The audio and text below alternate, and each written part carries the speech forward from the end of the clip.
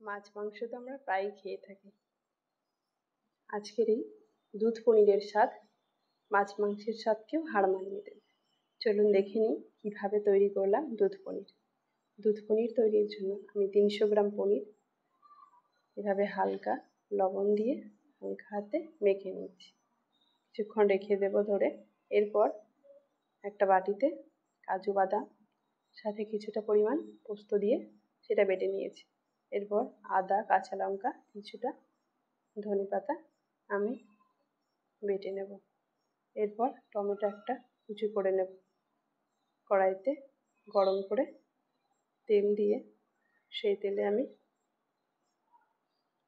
লবণ মাখিয়ে রাখা পনিরটা এভাবে হালকা লালচে করে ভেজে একটা পাত্রে তুলে রেখে দিচ্ছি। এরপর কড়াই গরম করে তাতে তেল দিয়ে সেই তেলে দুটো তেজপাতা, বেশ কয়েকটা গোটা গরম মশলা দিয়ে একটু হালকা লালচে করে ভাজা হয়ে এলে এর মধ্যে থেকে একটা দারুণ স্মেল বেরোলে এতে দিয়ে দিচ্ছি টমেটো কুচি।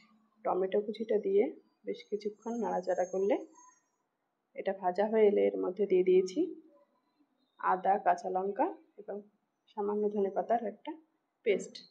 এটা দিয়ে বেশ কিছুক্ষণ ধরে কষাতে হবে যতক্ষণ না আদার কাঁচা ভাবটা চলে যায়। বেশ কিছুক্ষণ ধরে এভাবে হালকা হাতে নাড়াচাড়া করে নেব। মশলাটা থেকে তেল ছাড়তে শুরু করলে আমি এর মধ্যে অ্যাড করে দেব বেটে রাখা কাজু বাদাম আর পোস্তর পেস্ট।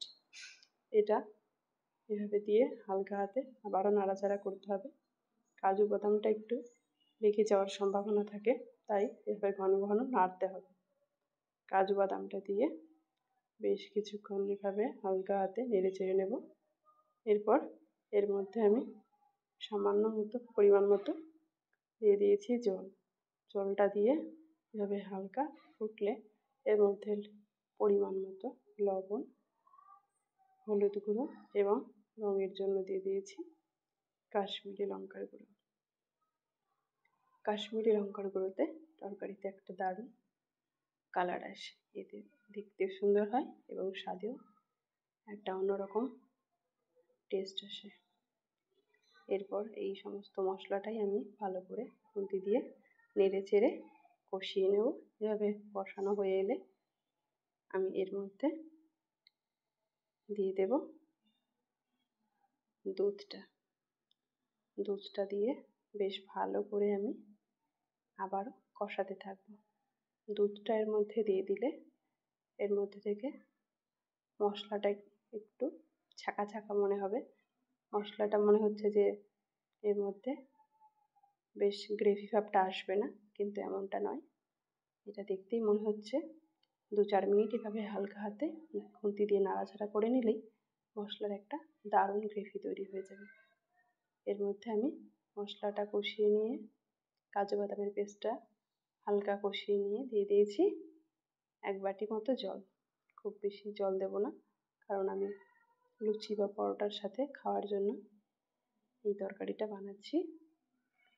এই জন্য খুব বেশি ঝোল আমি করবো না, আর ঝোল করলে খুব একটা ভালো লাগবে না।